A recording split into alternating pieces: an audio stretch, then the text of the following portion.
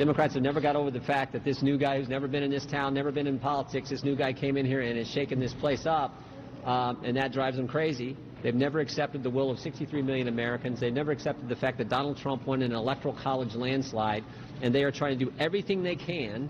And it was first FBI investigation, then it was the Mueller investigation, now it's this.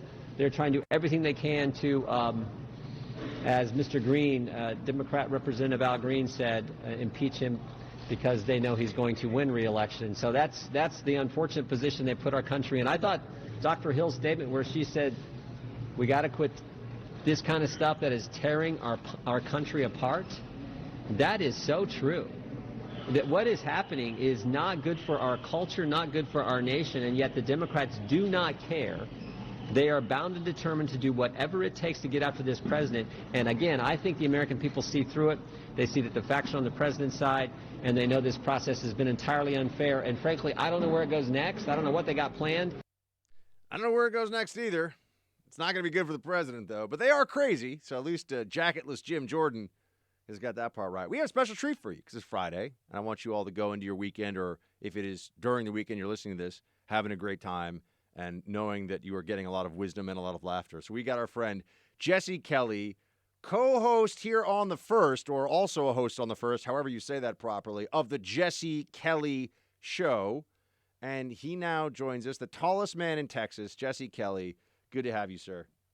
Oh, it is good to be here on a Friday, Mr. CIA. That's right. So let's start with this. I didn't get to talk about this before, but we'll get into some conspiracy theories because that's always fun.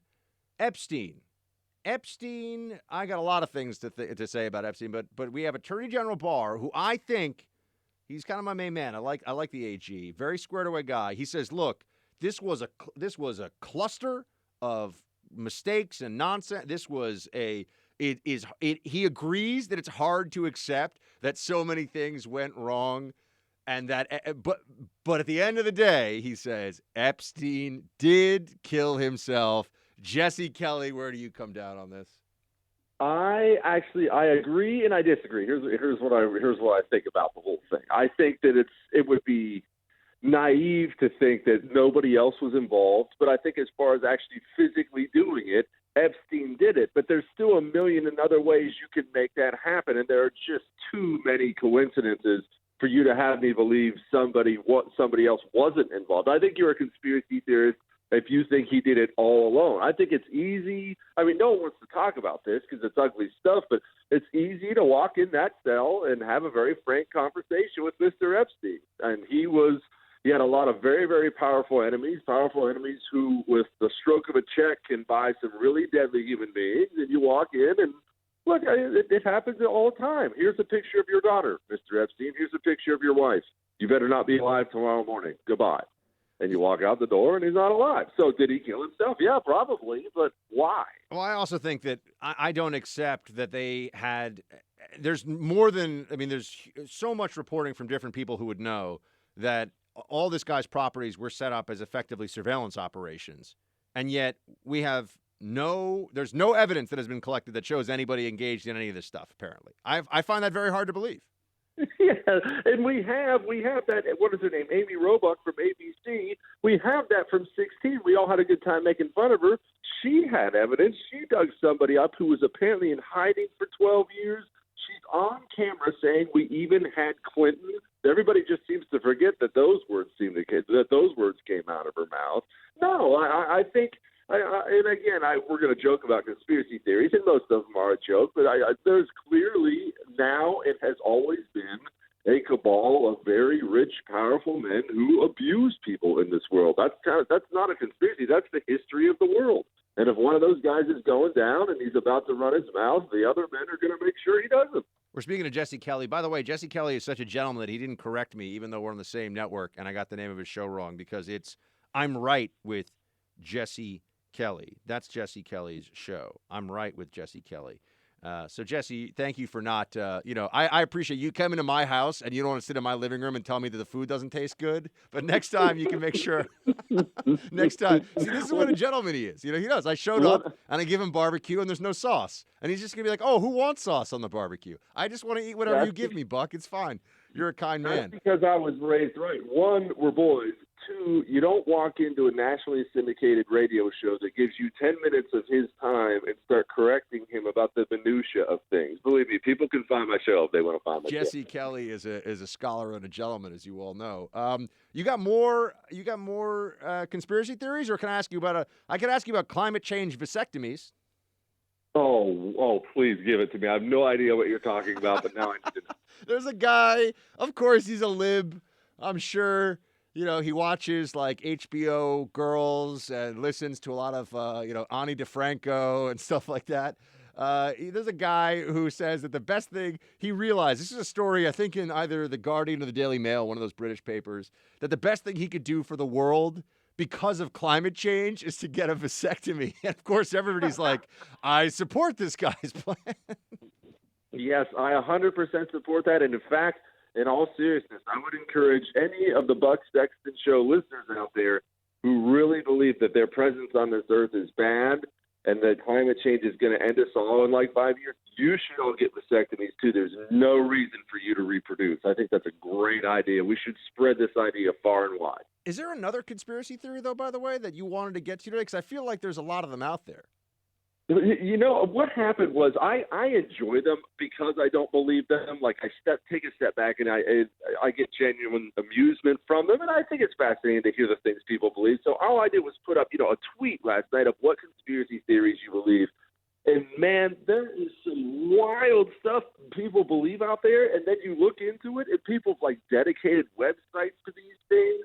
The federal government created Lyme disease. I mean, there's things far and wide. There are people believe some really, really radical stuff, and something in there is probably true. So it's fun. I've always found it fascinating just to talk about it. Yeah, I agree with you. By the way, I haven't asked you about this. What's your take on the hearings this week? I think the Democrats have a tiger by the ears. I honestly think, and I think some of them, like salty old dogs like Nancy Pelosi, I think she's smart enough to know she's in a real bind here, but there's no way they can get out of it. This has been a dud. The polls are even moving in Trump's way. Poll after poll after poll shows the public doesn't even care, which is real death for Democrats. And this is as good as it will get for Democrats because once it leaves the House, now Republicans have control of it, and they're going to make everyone look really dumb. So the truth is, I bet you Nancy Pelosi prays every night that she doesn't have the votes to file articles of impeachment, but she will. They will impeach him, and it's just death for the Democrat Party. This whole thing has been one of the biggest political blunders in history of American politics. I love telling people that one reminder we got from the some of the old gray hairs at CIA that was helpful was you have a tendency. You obviously don't want to underestimate your enemy, but it also can be very dangerous to overestimate your enemy, right? To assume, for example, there was a lot of stuff back in the Cold War where the Soviets would get information about America and about how we weren't really paying attention to an issue or that we weren't as spun up and thought it was as big a threat. And they're like, well, that must be disinformation because they can't be that lackadaisical about that. And it's like, no, actually we were. Actually, we were paying attention to the thing that we should have been paying attention to. And I think that with Democrats, we have this built-in assumption that, they must have some plan. I think the plan is just, how, I don't know if you've ever had this, you're a married man, but if an ex-girlfriend after you've broken up says, I just want to talk to you, it's not that there's it's not necessarily a good idea to sit down and assume that there's some rational discussion that's going to happen. She just wants another shot at you. She wants to get her hooks in you one more time. And look, it's great advice. In fact, I tell people that all the time. Just because you hate somebody, don't assume they're stupid, but don't assume they're a genius either. And I feel like people make, like we were just talking about conspiracy theories. That's why I don't believe most of them. People assign this genius level, Machiavellian ability to other people when really everyone else is just as normal as you are. People don't realize that. And we do this with the Democrats. But when it comes to impeachment, we have to remember all 435 members of the House, every Democrat in there just ran on impeaching the president. They're up for election every 2 years. So this train was moving a long time ago, and they're powerless to stop it, and it isn't going to be a political disaster. It's awesome. Now, what is your take, Jesse Kelly, on when it is acceptable to listen to Christmas music and what kind of Christmas music is the best? I'm an old school Christmas music guy. I know people are going to drop the OK Boomer stuff on me, and that's just fine. I like the older Christmas music, and I know this is going to sound really, really super lame, but I actually like Neil Diamond and Frank Sinatra. That's real Christmas music to me. That's one. Two, it should not be listened to until after Thanksgiving. And you can have people scream about, oh, but I love it, I love it. Look, I love it too. But part of what makes Christmas special is that it's special. It's rare. Yeah, this is not Nam. There are rules, and one of the rules is you don't listen to Christmas music until after Thanksgiving. 100%. If you listen to it all year, then it ceases to become special. It's special because it's a brief season. It comes and it's gone. I also feel like when you go into CVS, like there's something where like going to a gas station and they're playing Christmas music, I kind of want to tell them sometimes like, maybe sit this one out, guys. Like, you're not really getting me in the Christmas spirit as I'm, trying to grab some extra paper towels or something. But I don't know. Some people like it. Yes.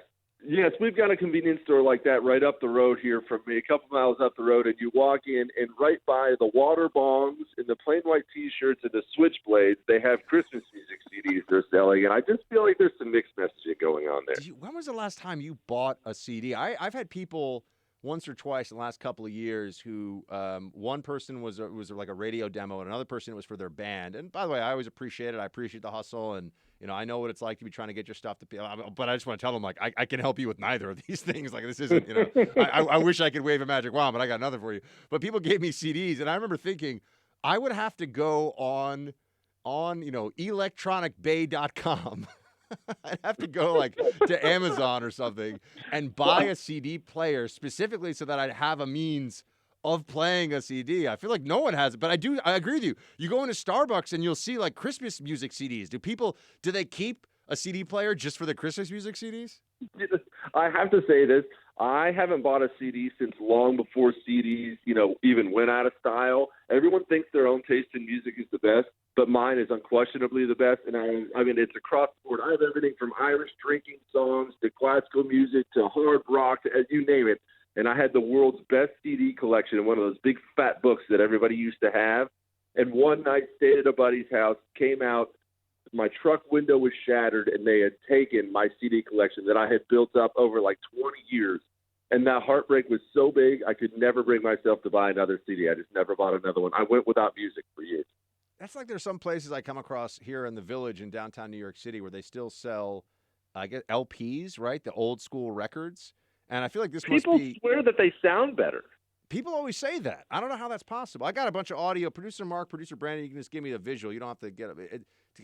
The actual old school, LP, do they actually sound different? Do they sound better? Is that a real thing? Not really. These guys are they're audiophiles in here, so they say, but it is a thing. People always say this, right? And they like trade them like baseball cards back in the day. By the way, Jesse, did you ever have baseball cards? I remember thinking that I was going to be a baseball card millionaire when I was like 10 years old. I had like a Ricky Henderson card that I was told was worth like $7, and I was like, it'll be worth $7 million one day. I lack any real focus or dedication, so I was a huge baseball card guy for about a week. Like I had like $20 saved up, and I bought a bunch of packs of cards. And during like the 5 packs of cards, I never did find the Babe Ruth rookie card I was looking for, and I just gave the whole thing up. It was really not a great run for me. There was that. I remember baseball cards and slap bracelets. I don't know if you had those where you were growing up, but slap bracelets were also a thing.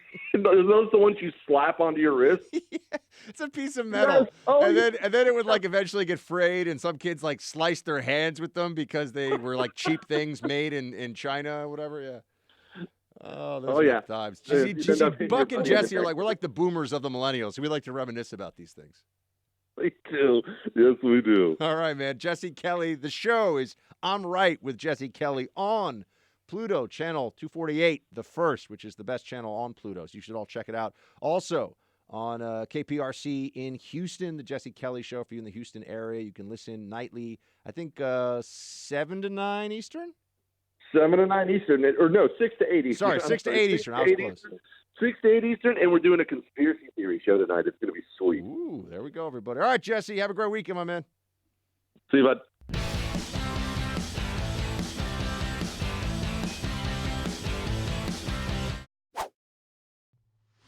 No experience. I come to Washington. I've defeated the Clinton dynasty, I've defeated the Bush dynasty, and I've defeated the Obama, whatever you want to call it, right? The three biggest. I've defeated them all at one time with no experience. The hatred is incredible. But I have to deal with crazy Nancy. I mean, she's crazy as a bedbug. She is nuts. And what she's doing, and she's not talented, she's highly overrated. All she's doing is sitting. She's not doing any work for the people. And now it turns out that the whole impeachment thing is a scam. I got to say, I have never – I mean, Trump has some great one-liners and nicknames, and he's really good at that.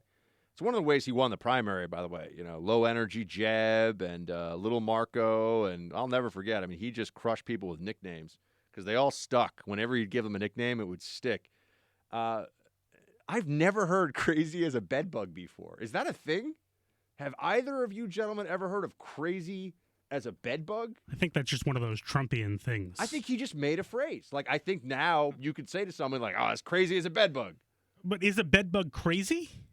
I don't know. I mean, I don't know. But Trump I don't says think so. Yeah, he's the leader of the free world. Exactly.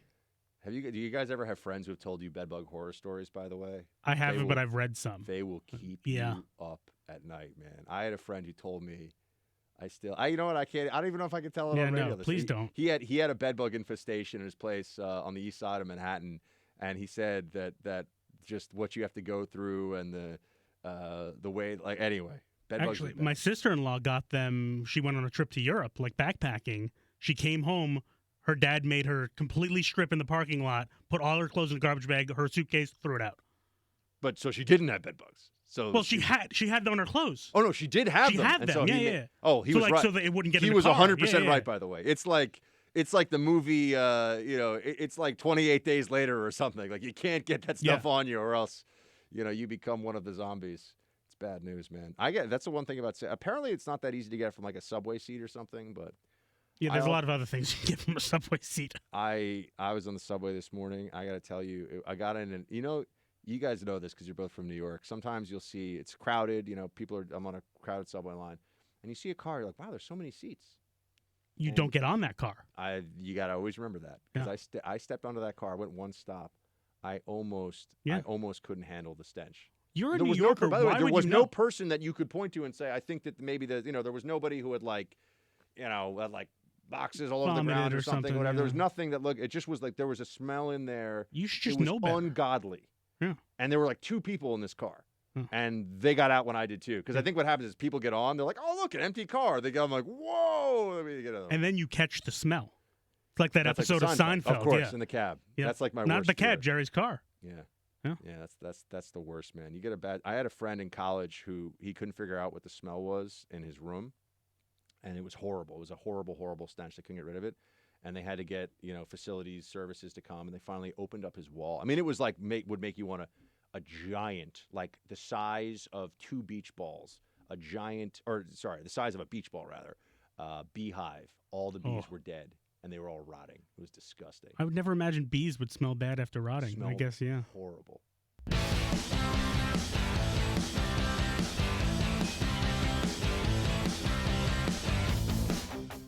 It's time for roll call. Roll call, everybody. The roll call. Let's see what we have got here today. Let's make the magic happen. Facebook.com/Buck Sexton. That is one excellent way to get your roll call on. You can also send us an email at teambuck@iheartmedia.com. That's another great way to go. All right. Gary writes, Buck, this is in the email box, those who want to kick it old school. Buck, check out Emilio Estevez, Mick Jagger, and Sir Anthony Hopkins in Free Jack. Any of you gentlemen know about this one? That's not on my list. Buck, you have the best analysis and great impressions, and yours and producer Mark's complimentary strengths make for a can't-miss radio show on iHeartRadio or Pluto TV's The First, Channel 248. If you haven't seen it, I heartily recommend the movie Free Jack. I suggest your show to my 77-year-old mom and installed Pluto TV and iHeartRadio on her smartphone and Roku, and I shared it with my best friend. Shields high. Thanks for keeping all of us warm and safe in the Freedom Hub. Man, thank you so much, Gary. Thank you for really carrying the load for the team here, getting more people to listen, checking out. I mean, the Pluto app is amazing, and The First, we're just going to be building out better and better content all the time. So please do continue to do what you've been doing. I really do appreciate it, Gary, and thank you so much. I'm glad your mom likes the show. Christy, whoa, what is this?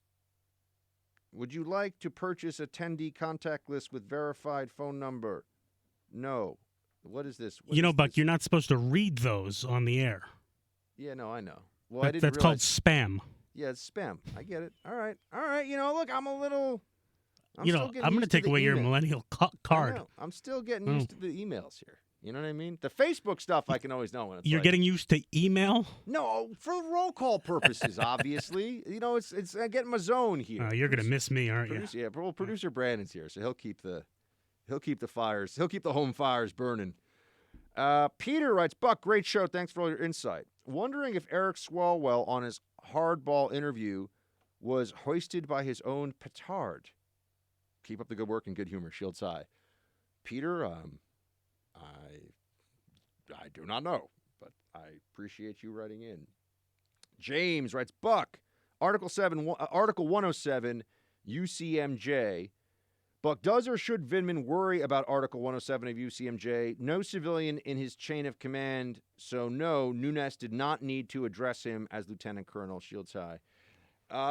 Yeah, I mean, I think that was a moment where you really saw that this guy Vindman, he's going for theatrics, and I've never before in my life, and I've been around a ton of military, including as a civilian dealing with military when I was CIA. Never in my life, years and years and years of doing stuff with the military, have I been told or seen someone tell somebody else, it's Lieutenant Colonel, it's Sergeant. That's just not something that I've just never seen it done. I don't know. So there's that. I mean, maybe within the military, somebody, if they forget to address somebody of a superior rank, but that's not what we're talking about. This is civilian to military. I've never seen that before. But you see crazy things with the libs these days. Anna, Buck, I just want to tell you how much I enjoy your podcast, which I started downloading years ago when I first saw your commentary on Fox News. You're knowledgeable for one so young, insightful, have a soothing voice. Your impressions are hilarious. Thank you so much, Anna. That's very nice of you. I will take it. I like the messages that tell me all the nice things. Those are good. The messages that tell me the mean things make me sad, and then producer Brandon and producer Mark have to make all the sadness go away, which is not always easy. Although they do know that I have a fondness for tequila and chocolate. So either one of those things, actually at the same time, it can be pretty good. I'm just letting you guys, Christmas is approaching. Just letting you guys, or Hanukkah. I got you guys covered. I know. So, by the way, pro or anti Adam Sandler Hanukkah song? You gentlemen both, yeah? It's the only Hanukkah song. Well, I don't know if you guys like it. We kind of have to be pro it. That and Dreidel, Dreidel, Dreidel are the only ones. Oh, that's a fair point. Dreidel, Dreidel, Dreidel. All righty. Let's see what we got here now in the Facebook box. We got James, who writes in, you were great on Fox News last night. That former aide to Schumer is foolish. Shields high from WGY New York, our affiliate up in Albany. W to the G to the Y. WGY Albany. Shields high to all you guys. Thank you so much for listening up there. You got a native New Yorker right here, babe. You got to listen to him up in upstate New York. And my grandparents had a place in the Hudson Valley where I used to spend summers for about 20 years. So it's not far from Albany. So I know that part of the world very well. Somebody writing in about the podcast not being updated on iHeart. Sorry about that. Producer Mark was all over it. It's a technology thing. Nothing we could do about that one. Philip. Oh, by the way, if you ever try to download it on the iHeart app and you can't get it and you want to listen to the show, just go to iTunes or go to one of the other, because often it's platform specific. When we have an issue, it'll just be on that platform, right? I mean, yeah, we're everywhere. I mean, it was up yesterday on Apple and Spotify and all that. So there are millions, maybe not millions. There are at least 10 to 15 apps off the top of my head that you can get our podcast. And we're going to start having more stuff to go up on YouTube as well. So we got plans. There'll be more and more platforms, more and more things. The Freedom Hut is a one-stop shop for all your content needs.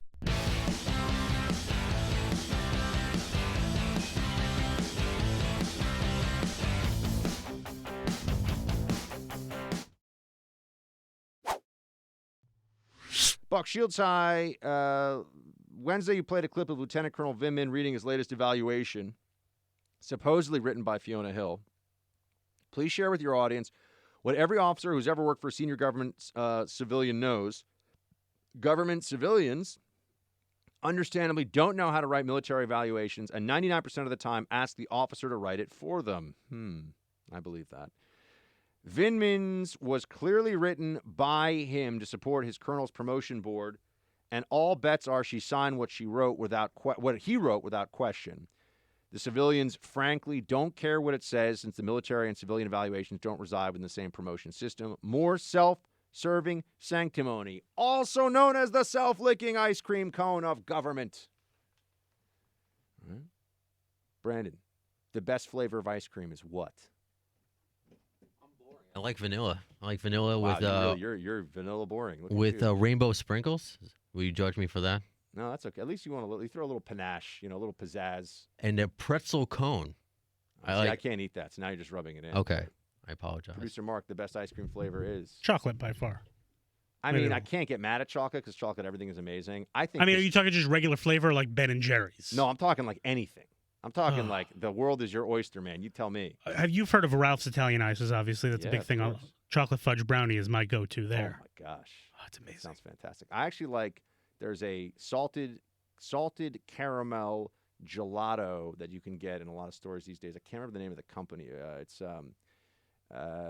It's like a Italian name or something, but it's very, very. I think good. I know what you're talking about. Yeah. It's like I've seen it in fancy. the It's like the freezer. bougie ice cream. Yeah, exactly. But it's good. Of course, I like the bougie ice cream. Well, like Ben and Jerry's is the best. I mean, Ben and Jerry's is fantastic, but they're a little left wing. I don't care about their I know, their ice cream politics. is Their good. ice cream is delicious. Their ice cream is good. Yeah, I think it's a Brooklyn based called Van Leeuwen, and they make an Earl Grey flavored ice cream. Yeah, because I'm I'm sure getting hungry. It's that I'm part sure of the show. they're very conservative, a Brooklyn-based company. No, they're not conservative. at all. Exactly. Yeah, So no, you're they're- still eating their ice cream. Yeah, I'm still eating their ice cream. So one day, the show will be so big that even commies all across the country that have these artisan brands, they'll be like, we need to be on the Buck Sexton show, even though we hate his politics.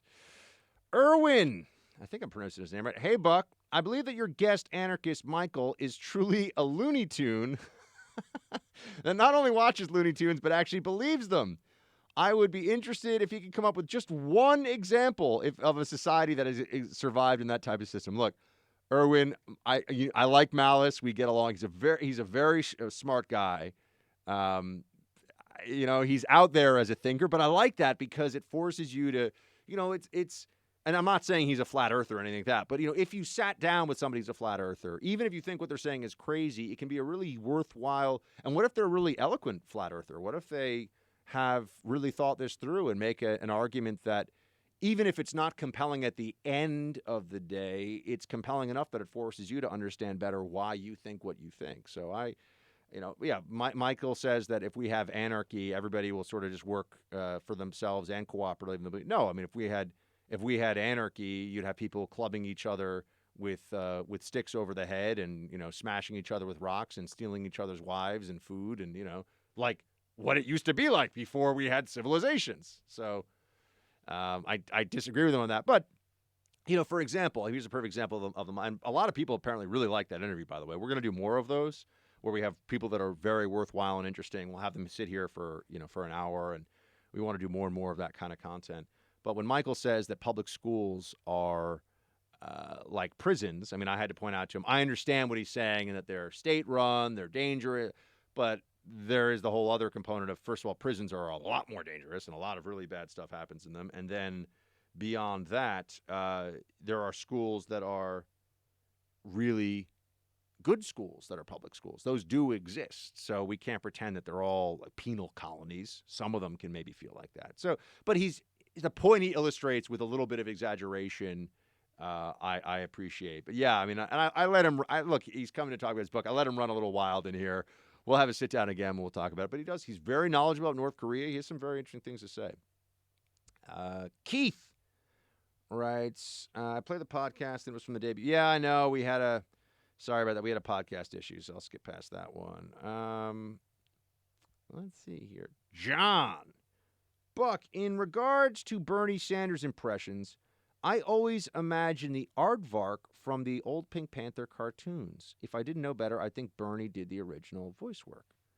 Pink Panther. You guys know Pink Panther cartoons? I don't know. Dun-dun, dun-dun, dun-dun, dun-dun, dun-dun. That part of it's cool. The only animated aardvark I care about is Arthur. Yeah. You know what? As I sit here and my phone keeps blowing up with spam calls, I want to put out there. It's almost like a bounty for my vote. The politician who will figure out how to stop. I mean, I want the people behind spam phone calls to rot in like the prison colonies where they used to send people where they would just labor until they, Siberia. But I send them to one of the hot places. 'Cause I think that's actually worse. Because if it's really cold, you kind of like don't feel. I want them to go to like Australia, Devil's middle of the Island. summer. Yeah, like one of those places. Like they should. What is the business model? I'm not going to be like, it's not like, oh, you've won a cruise. And I'm like, oh, sweet, here's my credit card number.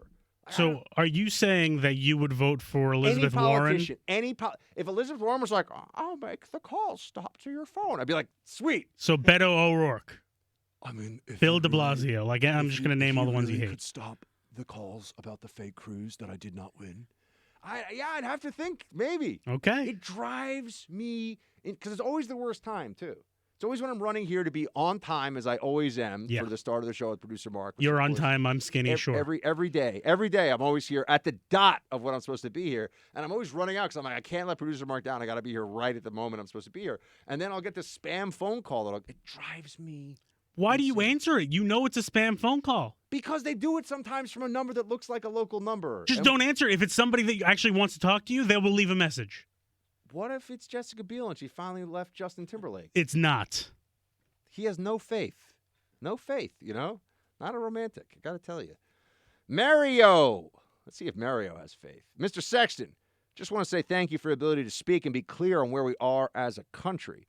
You see, we barely make middle-class status and deal with a special needs son, choose faith in God, and are made out to be outside the mainstream. It's just crazy what the media throws our way as if we're all stupid. My vote was against Hillary, not that I was too sure about Donald Trump. Our president has won me over, and I'll be voting for him again. I appreciate your ability to convey clearly where we stand and think Fox should have you on a lot more. Thanks, Mary. You're not the only one. Not sure if you'll even see this, but just want to let you know I appreciate you very much. We always choose blessed over bitter. Have a great Thanksgiving. Mario, fantastic message. Thank you so much for writing in, and have a blessed Thanksgiving to you and your family as well. And people like you and your loved ones give me faith that this country is going to be just fine. David. Here we go. Hey, Buck, listen to your podcast. You mentioned something Michael Savage has been saying for decades. Liberalism is a mental disorder. It's sad because many of them have good intentions, but they're unbelievably misguided. And I'm sure you've seen, like I have, really fun, rich kids that develop substance abuse issues. Their parents are highly successful, but their kids are low on their list of priorities. They move to places that none of us could ever afford to live, like the Bay Area, and post on social media from their yachts while railing against conservatives. Anyway, keep up the great work. Take care, Dave. Yeah, David, I knew a couple of I've had many friends growing up here in New York, or people that I knew growing up here who were incredibly wealthy and had terrible substance abuse problems, including two friends who died from drug overdoses, who were both very, very wealthy and had anything that they wanted, but there were issues, there were problems. Jeffrey, who was the guest on your show tonight? It was Michael. Thanks, the anarchist. Jeffrey, that was Michael Malice, like when you're being mean to somebody, but he's actually a very nice guy. He's very funny, too. He's worth a Twitter follow as well. He writes some clever stuff. But Michael and I were talking. I promised him I'd read his book, and I didn't have time to read it before we had him on, so I'm going to read his book, and then we'll do another long-form sit-down at some point in the future. Nathaniel writes, Buck, keep it real in the hut, my man. Democrat politicians have gone off the deep end, not only because Trump is successful in policy, but he has also successfully negated their biggest ally, the mainstream media. He's outgunned everything they have now, so they're just throwing as much sand as they can before the next beatdown. Keep dropping the truth bombs. Shields high. Well, you can count on that one, Nathaniel, and thank you so much for writing in. Everybody, my birthday's coming up, and Christmas is coming up, and Thanksgiving coming up. What I want for all of those things, you to tell one person to listen to the Buck Sexton Show over the weekend. We are going up those iTunes charts, and you can get us into the top 20. You can get us in the top 10 if you just tell one person about the show, get them to start listening. Is there a better show right now on podcast or radio? I would argue no, because I love this show the most. Yeah, that's right. Bold statement from the Buckster, but people should check it out for themselves and see. Have a fantastic weekend, everybody. We'll be back. I'll be on Monday, Tuesday, and Wednesday, doing a live show Wednesday, so you can count on that one. Producer Brandon will be here helping out with stuff. Gentlemen, have a fantastic weekend. Thanks for being here, as always. And all the rest of you, shields high.